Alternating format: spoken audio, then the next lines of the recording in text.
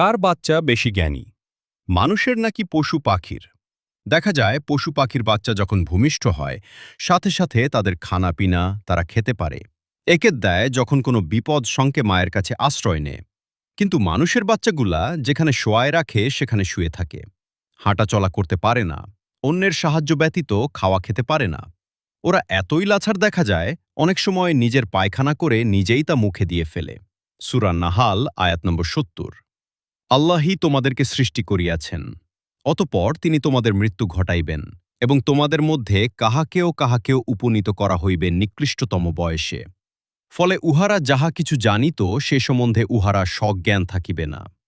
নিশ্চয়ই আল্লাহ সর্বজ্ঞা সর্বশক্তিমান। আবার বৃদ্ধকালে আল্লাহ আমাদের এমন অবস্থা করে আমরা শিশুর মতো হয়ে যাই।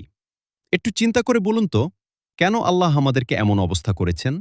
কারণ আমরা যে মা বাবা ভাই বোন স্বজনের সাহায্যে বড় হয়েছি, বড় হয়ে যেন তাদেরকে ভুলে না যায়, এবং এইটাও ভুলে না যায় যে আমি আবার বৃদ্ধ হব এবং এই আত্মীয় স্বজন আমাকে দেখাশোনা করবে। তাই আল্লাহ রাব্বুল আলামিন কুরআনে গুরুত্ব দিয়েছেন আত্মীয় স্বজন এবং পাড়া প্রতিবেশীর।